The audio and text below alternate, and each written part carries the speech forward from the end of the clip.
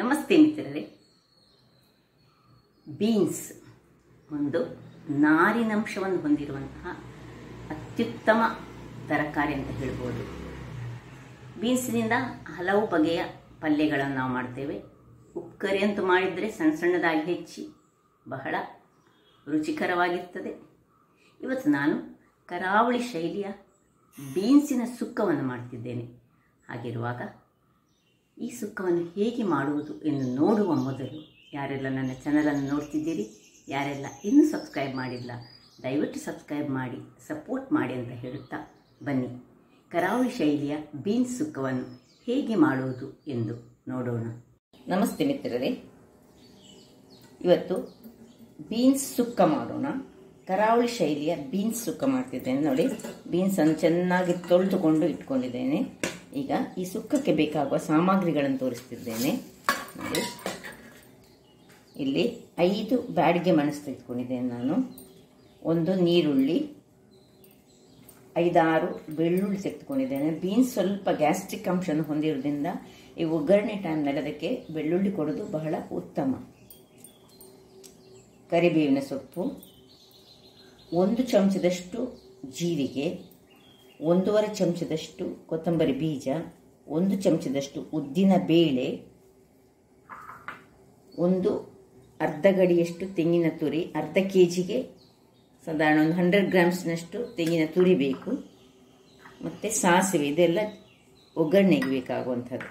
ಹಾಗಾದರೆ ಮೊದಲಿಗೆ ನಾನು ಈ ಬೀನ್ಸನ್ನು ಒಂದೊಂದಾಗಿ ಅದರದ್ದು ಫಸ್ಟಿಗೆ ಎಳೆಯನ್ನು ತೆಗೆದುಕೊಂಡು, ಬೀನ್ಸ್ ಹೇಗೆ ಮಾಡೋದು ಹೇಳಿದರೆ ಸರಿಗೆ ಇದರ ನಾರನ್ನು ಹೀಗೆ ತೆಗೆದುಕೊಂಡು, ನಾರಿಲ್ಲ ನೋಡಿ, ಇದು ತುಂಬ ಎಳೆಯದು. ನಾರಿದ್ದರೆ ಹೀಗೆ ನಾರು ಎಳೆದುಕೊಳ್ಬೇಕು. ಕೆಲವುದರಲ್ಲಿ ನಾರಿರ್ತದೆ, ಕೆಲವುದರಲ್ಲಿ ನಾರು ಇರುವುದಿಲ್ಲ. ನಾರಿದ್ದರೆ ಹೀಗೆ ಮಾಡಿ ಹೀಗೆ ಮಾಡುವಾಗ ನಾರು ಬರ್ತದೆ. ಹಾಗೆ ನಾರನ್ನು ತೆಗೆದುಕೊಂಡು ಸಣ್ಣದಾಗಿ ನನಗೆ ಹೆಚ್ಚಿಕೊಂಡು ನಿಮಗೆ ತೋರಿಸ್ತೇನೆ. ವೀಕ್ಷಕರೇ, ಇಲ್ಲಿ ನೋಡಿ, ಬೀನ್ಸ್ ಕಟ್ ಮಾಡಿ ಇಟ್ಕೊಂಡಿದ್ದೇನೆ, ನೀರುಳ್ಳಿ ಕಟ್ ಮಾಡಿ ಇಟ್ಕೊಂಡಿದ್ದೇನೆ, ಸ್ವಲ್ಪ ಬೆಳ್ಳುಳ್ಳಿಯನ್ನು ಸಹ ಸಣ್ಣದಾಗಿ ಹೆಚ್ಚಿಟ್ಕೊಂಡಿದ್ದೇನೆ. ಈಗ ಒಂದು ಪಾತ್ರೆ ಇಟ್ಟುಕೊಂಡು ಗ್ಯಾಸನ್ನು ಆನ್ ಮಾಡೋಣ. ಅದಕ್ಕೆ ಕೇವಲ 1 ಸ್ಪೂನ್ನಷ್ಟು ಎಣ್ಣೆಯನ್ನು ಹಾಕಿ ಈ ಬೆಳ್ಳುಳ್ಳಿಯನ್ನು ಸ್ವಲ್ಪ ಇದಕ್ಕೆ ಹಾಕೊಳ್ಳೋಣ ಮತ್ತು ನೀರುಳ್ಳಿಯನ್ನು ಹಾಕೊಳ್ಳೋಣ. ಏನಿಲ್ಲ, ಇದನ್ನು ಏನು ಹೆಚ್ಚಾಗಿ ಏನು ಮಾಡಲಿಕ್ಕಿಲ್ಲ, ಜಸ್ಟ್ ಒಂದು ಹೀಗೆ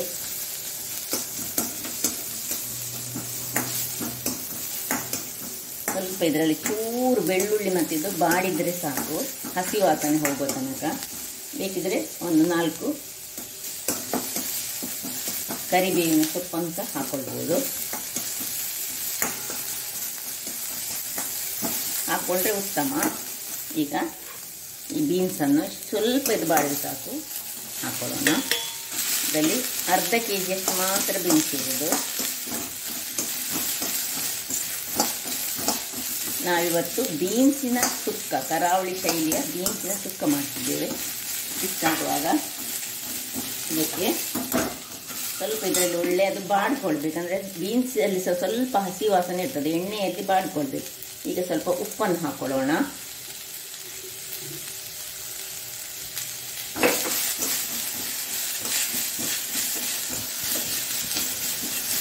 ಈಗ ಇದಕ್ಕೆ ನೋಡಿ, ಇದು ಪಿಂಚ್ ಆಫ್ ಬೆಲ್ಲ, ಸ್ವಲ್ಪ ಬೆಲ್ಲ ಹಾಕೊಂಡು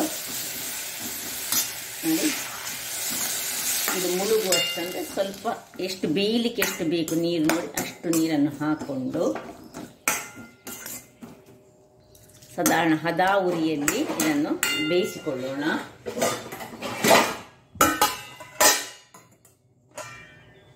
ಗ್ಯಾಸ್ನಲ್ಲಿ ನಾನು ಒಂದು ಬಾಣಲೆಯನ್ನು ಸ್ವಲ್ಪ ಈಗ ಹುರಿಯೋಣ. ಮಸಾಲೆ ಸ್ವಲ್ಪ ಹುರಿದ್ರಾಯಿತು. ಒಂದು ಸ್ವಲ್ಪ ಸ್ಪೂನ್ನಷ್ಟು ಎಣ್ಣೆ, ತೆಂಗಿನ ಎಣ್ಣೆಯನ್ನು ಯೂಸ್ ಮಾಡಿದ್ದೇನೆ ನಾನು. ನೋಡಿ, ಕೇವಲ 4 ಅಥವಾ 5 ಮೆಣಸು ಸಾಕು. ನೀವು ನಿಮಗೆ ಬೇಕಿದ್ದಷ್ಟು ಮೆಣಸನ್ನು ಹಾಕೊಂಡಿದ್ದೇನೆ. ಈಗ ಅದಕ್ಕೆ ಸ್ವಲ್ಪ ಉದ್ದಿನ ಬೇಳೆಯನ್ನು ಹಾಕೊಳ್ತಿದ್ದೇನೆ. ತುರಿಗೆ ಉದ್ದಿನ ಬೇಳೆ ಮಸಾಲೆಯಲ್ಲಿ ಇದ್ದರೆ ಬಹಳ ಪರಿಮಳ ಬರ್ತದೆ. ಮತ್ತು ಸ್ವಲ್ಪ ಕರಿಬೇವಿನ ಸೊಪ್ಪನ್ನು ಹಾಕೊಳ್ತಿದ್ದೇನೆ. ಇನ್ನು ಜೀರಾ ಮತ್ತು ಕೊತ್ತಂಬರಿ ಇಷ್ಟನ್ನು ಸಹ ಹಾಕ್ಕೊಂಡು ಬೆಳ್ಳುಳ್ಳಿ ಬೇಡ, ಬೆಳ್ಳುಳ್ಳಿ ಬಿಟ್ಟು ಬೇಲಿಗೆ ಹಾಕಿದ್ದೀವಿ ನಾವು. ಈಗ ಇದನ್ನು ಸಣ್ಣ ಉರಿಯಲ್ಲಿ ಹದಾದಲ್ಲಿ ಫ್ರೈ ಮಾಡಿಕೊಳ್ಬೇಕು. ತುಂಬ ಫ್ರೈ ಸಹ ಬೇಡ, ಅದ ಪರಿಮಳ ಬರೋವರೆಗೆ ಇದನ್ನು ಫ್ರೈ ಮಾಡಿಕೊಳ್ಬೇಕು. ಇಲ್ಲಿ ನೋಡಿ ಮೆಣಸೆಲ್ಲ ಸ್ವಲ್ಪ ಉಬ್ಬಿ ಬರುವಾಗ ಸ್ವಲ್ಪ ಎಲ್ಲ ಈ ಉದ್ದಿನ ಬೇಳೆ ಪಟಪಟ ಹೇಳ್ತಾ ಉಂಟು. ಈಗ ಆಫ್ ಮಾಡ್ಕೊಳ್ಳೋಣ, ಸಾಕು. ಈಗ ಇದನ್ನು ತಣ್ಣಗಾಗಲಿಕ್ಕೆ ಆಫ್ ಮಾಡಿಕೊಂಡು ತಣ್ಣಗಾಗಲು ಬಿಡೋಣ. ವೀಕ್ಷಕರೇ, ಇಲ್ಲಿ ನೋಡಿ ಇದು ಇಷ್ಟು ಬೇಯ್ತಾ ಉಂಟು. ಸಣ್ಣ ಉರಿಯಲ್ಲಿ ಬೇಯಲಿ. ಇಲ್ಲಿ ನಮ್ಮ ಮಸಾಲೆ ತಣ್ಣಗಾಗಿದೆ. ಈಗ ಮಸಾಲೆಗೆ ಹುರಿದಿಟ್ಟ ಎಲ್ಲ ಮಸಾಲೆಗಳನ್ನು ನಾನು ಒಂದು ಮಿಕ್ಸಿಯಲ್ಲಿ ಹಾಕೊಳ್ತಿದ್ದೇನೆ. ಇದನ್ನು ಸ್ವಲ್ಪ ಕಟ್ ಮಾಡಿಕೊಂಡು ಹಾಕಿದರೆ ಚೆನ್ನಾಗಿ ಫ್ರೈ ಆಗಲಿಕ್ಕೆ ಅದು ಗ್ರೈಂಡ್ ಆಗಲಿಕ್ಕೆ ಸುಲಭ ಆಗ್ತದೆ.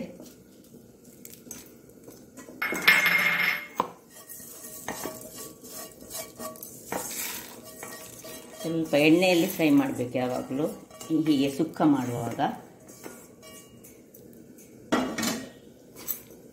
ನಾವು ಇದಕ್ಕೆ ನೀರುಳ್ಳಿ ಹಾಕಿದ್ರಿಂದ ಇದಕ್ಕೆ ನೀರುಳ್ಳಿ ಹಾಕಲಿಕ್ಕಿಲ್ಲ. ನೋಡಿ, ಈಗ ಸ್ವಲ್ಪ ಒಂದು ಸಣ್ಣ ಗಾತ್ರದ, ಅಂದರೆ ಒಂದು ನೆಲ್ಲಿಕಾಯಿ ಗಾತ್ರದ ಹುಳಿಯನ್ನು ಹಾಕ್ಕೊಳ್ತಿದ್ದೇನೆ. ಒಂದು 2-3 ಬೆಳ್ಳುಳ್ಳಿಯನ್ನು ಹಾಕ್ಕೊಳ್ತಿದ್ದೇನೆ. ಈಗ ಸ್ವಲ್ಪ ಹಲ್ದಿಯನ್ನು ಹಾಕಿ ನಾನು ಇದಕ್ಕೆ ಸ್ವಲ್ಪ ನೀರು ಹಾಕ್ಕೊಳ್ತೇನೆ. ಸುರಿಗೆ ಸ್ವಲ್ಪ ಗ್ರೈಂಡ್ ಮಾಡ್ತೇನೆ, ಮತ್ತು ಖಾಲಿ ಗ್ರೈಂಡ್ ಮಾಡ್ತೇನೆ. ಆಮೇಲೆ ಸ್ವಲ್ಪ ನೀರು ಹಾಕಿ ಒಳ್ಳೆ ಫೈನ್ ಪೇಸ್ಟ್ ಮಾಡಿ ತರ್ತೇನೆ. ವೀಕ್ಷಕರೇ, ಇಲ್ಲಿ ನೋಡಿ ಗ್ರೈಂಡ್ ಆಗಿದೆ. ನಾನು ಹೇಳಿದೆ ಫೈನ್ ಪೇಸ್ಟ್, ಫೈನ್ ಬೇಡ. ನೋಡಿ ಹೀಗೆ ಇಷ್ಟು ಸ್ವಲ್ಪ ನೋಡಿ ಹೀಗೆ ತರಿಯಾಗಿ ಇರಬೇಕು, ತರಿ. ಇದು ಈ ವೆಜಿಟೇಬಲ್ಸ್ಗಳು ಸುಕ್ಕ ಎಲ್ಲ ಮಾಡುವಾಗ ತುಂಬ ಫೈನ್ ಆಗಲಿಕ್ಕಿಲ್ಲ. ನಾನಾಗ ತಪ್ಪಿ ಫೈನ್ ಅಂತ ಹೇಳಿದೆ. ನೋಡಿ ಈ ರೀತಿ ಕಸ್ಕಸ್ಸಾಗಿ ಬರಬೇಕು. ಈಗ ಇದನ್ನು ನಾವು ನೋಡಿ ಇಷ್ಟು ಬೆಂದಿದೆ ಅಲ್ಲ, ತುಂಬ ಬೀನ್ಸ್ ಸಹ ತುಂಬ ಬೇಯಬಾರ್ದು. ಈಗ ಈ ಮಸಾಲೆಯನ್ನು ಇದಕ್ಕೆ ಹಾಕೊಳ್ಳೋಣ. ಉಪ್ಪು ಹಾಕಿದ್ದೇವೆ ನಾವು ಆಗಲೇ, ಸ್ವಲ್ಪ ಪಿಂಚ್ ಆಫ್ ಬೆಲ್ಲ ಸಹ ಹಾಕೊಂಡಿದೆ. ಒಳ್ಳೆ ಅದನ್ನೆಲ್ಲ ಬ್ಲೆಂಡ್ ಮಾಡಿಕೊಂಡಿದೆ ಈ ಬೀನ್ಸ್. ನೋಡಿ ಬೀನ್ಸ್ ಕಟ್ ಮಾಡುವಾಗ ಸಹ ಇಷ್ಟಿಷ್ಟು ಸ್ವಲ್ಪ ದೊಡ್ಡದಾಗಿ ಮಾಡಬೇಕು ಸುಕ್ಕ ಮಾಡುವಾಗ. ಈಗ ಎಲ್ಲವನ್ನು ನಾನು ಮಿಕ್ಸ್ ಮಾಡಿಕೊಳ್ತೇನೆ ಅದಕ್ಕೆ. ನೋಡಿ ಇದನ್ನು ಚೆನ್ನಾಗಿ ಹೀಗೆ ಮಿಕ್ಸ್ ಮಾಡಿಕೊಂಡು ಇದರಲ್ಲಿ ಇದು ಸ್ವಲ್ಪ ದೊಡ್ಡ ಉರಿ ಮಾಡಿಕೊಂಡು ಬೇಯಲಿಕ್ಕೆ ಬಿಡೋಣ. ಬೇಯಲಿಕ್ಕೆ ಹೇಳಿದರೆ ಅದು ಅದರಲ್ಲಿ ಬ್ಲೆಂಡ್ ಆಗಬೇಕೆಲ್ಲ ಮಸಾಲೆ. ಈಗ ಇಲ್ಲಿ ನೋಡಿ ಇದೇ ಒಂದು ಗ್ರೈಂಡರ್ನಲ್ಲಿ ನಾನು ನೋಡಿ ತೊಳಿಲಿಕ್ಕಿಲ್ಲ, ಅದೇ ಗ್ರೈಂಡರ್ನಲ್ಲಿ ಈಗ ಈ ತೆಂಗಿನ ತುರಿಯನ್ನು ಹಾಕ್ಕೊಂಡು ಇದಕ್ಕೆ ಒಂದು ಅರ್ಧ ಚಮಚದಷ್ಟು ಜೀರ ಹಾಕ್ಕೊಳ್ತಿದ್ದೇನೆ. ಖಾಲಿ ಹಸಿ ಜೀರಿಗೆ ಹಾಕ್ಕೊಂಡು ಇದನ್ನು ಜಸ್ಟ್ ಒಂದು 1-2 ಸುತ್ತು ತಿರುಗಿಸ್ತಾ ಇರ್ತೇನೆ. ವೀಕ್ಷಕರೇ, ಇಲ್ಲಿ ನೋಡಿ 2 ಸುತ್ತು ನಾನು ಜಸ್ಟ್ ಒಂದು ತಿರುಗಿಸ್ತಂದೆ. ಇನ್ನು ನೋಡಿ ಇಲ್ಲಿ ಅದಕ್ಕೆ ಇದನ್ನು ಸೇರಿಸ್ಕೊಳ್ಳೋಣ.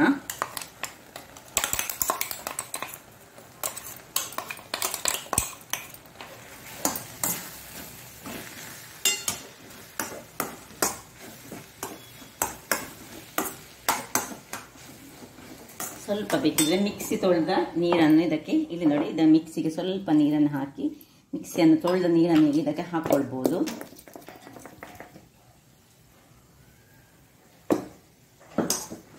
ಇನ್ನು ಸಣ್ಣ ಉರಿಯಲ್ಲಿ ಒಂದು 5 ನಿಮಿಷಗಳ ಕಾಲ ಇದನ್ನು ಹಾಗೆ ಬೇಯಲಿಕ್ಕೆ ಬಿಡುವ. ವೀಕ್ಷಕರೇ ನೋಡಿ, ಒಂದು 5 ನಿಮಿಷ ಸಣ್ಣ ಹದಾ ಉರಿಯಲ್ಲಿ ಇದನ್ನು ನಾನು ಬೇಯಿಸ್ಕೊಂಡಿದ್ದೇನೆ. ನೋಡಿ ಹೀಗೆ ಅದರ ಗ್ರೀನ್, ಗ್ರೀನು ಇನ್ನೂ ಸಹ ಹೋಗಲಿಲ್ಲ. ಪರಿಮಳ, ಜೀರದ ಪರಿಮಳ, ಕೊತ್ತಂಬರಿಯ ಪರಿಮಳ ಬಹಳ ಚೆನ್ನಾಗಿ ಬರ್ತದೆ. ಈ ಸುಕ್ಕ ಹೇಳಿದರೆ ಬೀನ್ಸ್ ಸುಕ್ಕ ಹೀಗೆ ಇರಬೇಕು. ಈಗ ಇದನ್ನು ನಾನು ಒಂದು ಸೈಡಲ್ಲಿ ಇಟ್ಕೊಳ್ತೇನೆ. ಇದು ಆಯ್ತು. ಈಗ ಇದಕ್ಕೊಂದು ಒಗ್ಗರಣೆ, ಒಂದು ಚಂದ ಒಗ್ಗರಣೆ ಕೊಡೋಣ ಇದಕ್ಕೆ. ಈಗ ಇಲ್ಲಿ ಒಂದು ಬಾಣಲೆಯನ್ನು ಇಟ್ಕೊಂಡಿದ್ದೇನೆ. ಬಾಣಲೆ ಬಿಸಿ ಆಗುವಾಗ ಇದಕ್ಕೆ ಒಂದು 3 ಚಮಚಗಳಷ್ಟು ಸಣ್ಣ ಚಮಚದಲ್ಲಿ ಎಣ್ಣೆ ಹಾಕ್ಕೊಂಡಿದ್ದೇನೆ. ಇನ್ನು ಒಟ್ಟು 6 ಬೆಳ್ಳುಳ್ಳಿಗಳಲ್ಲಿ ಉಳಿದ 2 ಬೆಳ್ಳುಳ್ಳಿಯನ್ನು ಇದಕ್ಕೆ ಹಾಕ್ಕೊಳ್ತಿದ್ದೇನೆ. ಬೆಳ್ಳುಳ್ಳಿ ಇದಕ್ಕೆ ಮುಖ್ಯ. ಯಾಕೆ ಹೇಳಿದರೆ ನಾನು ಹೇಳಿದೆ ಆಗಲೇ, ಯಾಕೆ ಹೇಳಿ, ಗ್ಯಾಸ್ಟ್ರಿಕ್ ಅಂಶವನ್ನು ಹೊಂದಿರೋದ್ರಿಂದಾಗಿ ಬೆಳ್ಳುಳ್ಳಿ ಸ್ವಲ್ಪ ಕಲರ್ ಆಗುವಾಗ. ಈಗ ಸಾಸಿವೆ, ಸಣ್ಣ ಉರಿ ಸಣ್ಣದಿರಲಿ. ನೋಡಿ 1 ಮೆಣಸನ್ನು 2 ಕಟ್ ಮಾಡಿಕೊಂಡಿದ್ದೇನೆ. ಹಾಗೂ ಕರಿಬೇವಿನ ಸೊಪ್ಪು ಹಾಗೂ ಈ ಒಂದೇ ಅರ್ಧ ಚಮಚದಷ್ಟು ಉದ್ದಿನ ಬೇಳೆ ಹಾಕ್ಕೊಂಡು ಒಳ್ಳೆ ಸ್ವಲ್ಪ ಕಲ್ಲರ್, ಬೆಳ್ಳುಳ್ಳಿಯ ಕಲ್ಲರ್ ಸ್ವಲ್ಪ ಚೇಂಜ್ ಆಗಬೇಕು. ಸಾಸಿವೆ ಹೊಡಿಬೇಕು ನೋಡಿ. ಇಷ್ಟು ಹೊಡೆಯುವಾಗ ಇದನ್ನು ಆಫ್ ಮಾಡಿಕೊಂಡು ಪಟ ಪಟ ಹೇಳಿದಕ್ಕೆ ಇಲ್ಲಿ ನಾವು ಇದಕ್ಕೆ ಇದನ್ನು ಶಿಫ್ಟ್ ಮಾಡ್ಕೊಳ್ಳೋಣ.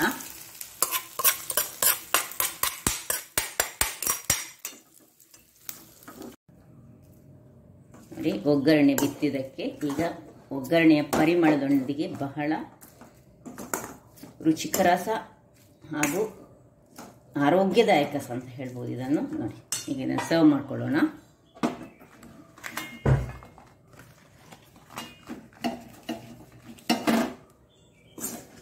ಕರಾವಳಿ ಶೈಲಿಯ ಬೀನ್ಸ್ ಸುಕ್ಕ ರೆಡಿಯಾಗಿದೆ ನೋಡಿ. ಏನು ಚೆನ್ನಾಗಿ ಬಂದಿದೆ ನೋಡಿ. ನಿಮಗೆ ಬೇಕಿದ್ದರೆ ಇದು ನನ್ನ ಪ್ರಕಾರ ಈ ಬೀನ್ಸ್ಗಳನ್ನೆಲ್ಲ ಸ್ವಲ್ಪ ದೊಡ್ಡದಾಗಿ ಹೀಗೆ ಇಷ್ಟು ದೊಡ್ಡದಾಗಿ ಕಟ್ ಮಾಡಿದರೆ, ಕೆಲವರು ಸಣ್ಣದಾಗಿ ಹೆಚ್ಚುತ್ತಾರೆ, ಅದು ತಿನ್ನಲಿಕ್ಕೆ ಖುಷಿ ಆಗ್ತದೆ. ಬಟ್ ಹೆಲ್ದಿ ಹೇಳಿದರೆ ಸ್ವಲ್ಪ ಯಾವಾಗಲೂ ವೆಜಿಟೇಬಲ್ಸ್ಗಳನ್ನು ಸ್ವಲ್ಪ ದೊಡ್ಡದಾಗಿ ಕಟ್ ಮಾಡ್ಕೊಳ್ಬೇಕಂತೆ. ಸಣ್ಣದಾಗಿ ಹೆಚ್ಚಿ ಬೇಯಿಸಿದರೆ ಅದರ ಪೌಷ್ಟಿಕಾಂಶಗಳು ನಷ್ಟ ಆಗ್ತದೆ ಅಂತ ಹೇಳ್ತಾರೆ. ಹಾಗಿರುವಾಗ ನೋಡಿದ್ರಲ್ಲ ವೀಕ್ಷಕರೇ, ಕರಾವಳಿಯವರು ನಾವು ಯಾವ ರೀತಿಯಲ್ಲಿ ಬೀನ್ಸಿನ ಸುಕ್ಕವನ್ನು ಮಾಡ್ತೇವೆ ಎಂದು, ಹೀಗೆ ಅಲಸಂಡೆ ಸುಕ್ಕ ಸಹ ಹೀಗೆ ಮಾಡ್ಬೋದು.